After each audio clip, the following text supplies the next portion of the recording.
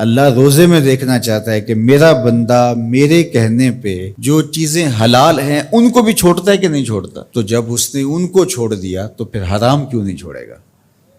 اور جس نے روزے میں حرام بھی نہیں چھوڑا، غیبت بھی نہیں چھوڑی، جھوٹ بھی نہیں چھوڑا، لوگوں کو اذیت دینا بھی نہیں چھوڑا، تلخ رویے بھی ترک نہیں کیے، گالی گلوچ سب و شتم کا مزاج بھی ترک نہیں کیا، لوگوں سے رشوت لینا اور لوگوں کو اذیت دینا بھی ترک نہیں کیا، تو پھر وہ بھوک کاٹ رہا ہے. وہ اللہ کے حکم کی تعمیل نہیں کر رہا ہے، وہ تو کہہ رہا ہے کہ میں تمہارا امتحان لینا چاہتا ہوں، تم حلال بھی چھوڑو گے اور یہ حرام بھی چھوڑنے کے لیے تیار نہیں ہے.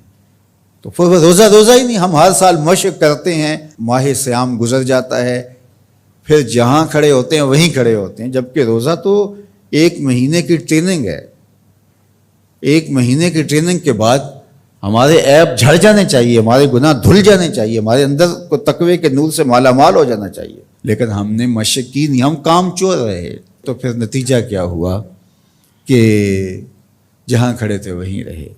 تو روزے کا مقصد اتقاء کو پیدا کرنا ہے، اور ہر وہ کام جو اللہ کی ناراضگی کا ذریعہ ہے اس کو ترک کرنے کا نام تقویٰ ہے. اور اگر کوئی ایسا کام سرزد ہو جائے جو اللہ کی ناراضگی کا سبب اور ذریعہ ہے تو فوراً توبہ کی جائے، رجوع کیا جائے، ایسے امور بجا لائے جائیں جو اللہ کی رضا کا سبب اور ذریعہ بن جائیں. حضور نے ارشاد فرمایا، حضرت معاذ بن جبل رضی اللہ تعالی عنہ سے مروی ہے، اتق اللہ حیث ما کنت، تو جہاں بھی رہے اللہ سے ڈرتا رہے، خلوت میں ہو، جلوت میں ہو، گھر میں ہو، مسجد میں ہو، بازار میں ہو، تنہائی میں ہو، ہجوم میں ہو، جہاں بھی تو رہے اللہ سے ڈرتا رہے. وَأَتْبِعِ السَّيِّئَةَ الْحَسَنَةَ، اور اگر تم سے کبھی کوئی گناہ سرزد ہو جائے تو فوراً نیکی کر، تم ہوا وہ نیکی اس گناہ کو مٹا ڈالے گی. وَخَالِقِ النَّاسِ بِخُلُقٍ حَسَنٍ، اور لوگوں کے ساتھ اچھے اخلاق کے ساتھ پیش آنا. تو نیکی کرنے کے بعد، تقوی اختیار کرنے کے بعد، تیسری بات حضور نے جو ارشاد فرمائی، حضور سے بڑا حکیم کون ہو سکتا ہے؟ میرے ماں باپ حضور پہ قربان. یہ ہوتا ہے، تھوڑی نیکیاں کر کے لوگ پھول جاتے ہیں، تھوڑی سی پرہیزگاری اختیار کر لی تو سمجھے کہ ہمارے جیسا زمانے میں کوئی نہیں ہے. کوئی کارنامہ سر انجام دے دیا، کوئی کام ہو گیا تمہارے ہاتھ سے تو تم لوگوں کے ساتھ بدتمیزی کرنے لگ جاؤ. تو یہ تو ہمارا دین نہیں کہتا. تو فرمایا اتق اللہ حیث ما کنت، جہاں بھی رہے ایک تو اللہ سے ڈرتا رہنا، اور دوسری بات ارشاد فرمائی اتبع السیئۃ الحسنہ، جب تم کوئی برائی کر بیٹھو تو اس کے فوری بعد تم نیکی کرو، تم ہوا وہ مٹا ڈالے گی. اس کو لکھتے لکھتے دھبا لگ جائے تو اس کو ریموو کر دیتے ہیں نا. زندگی میں چلتے چلتے گناہ سرزد ہو جائے تو نیکی سے اس کو ریموو کر دو، تم ہوا مٹا ڈالے گی اس کو. اور پھر تیسری بات فرمائی وَخَالِقِ النَّاسِ بِخُلُقٍ حَسَنٍ، لوگوں سے رویہ اچھا رکھنا، لوگوں کے ساتھ حسن سلوک سے پیش آنا، بدتمیزی کی زندگی نہ گزارنا.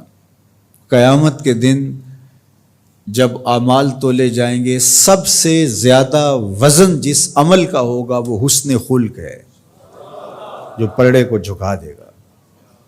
تو کبھی اپنے رویوں کو کھردرا نہ ہونے دینا. تو ہمارے رب نے ہمیں تقوی اختیار کرنے کا حکم عطا کیا، اور رمضان المبارک موسم ہے تقوی کے حصول کا. زندگی ثمر بار ہوتی ہے اور تقوی کا پھل لگتا ہے.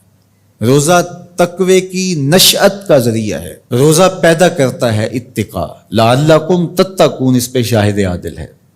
تو اس لیے مجھے اور آپ کو جائزہ لینا پڑے گا کہ ان دنوں کے اندر ہمارے اندر کوئی تقوی پیدا ہوا ہے یا نہیں ہوا.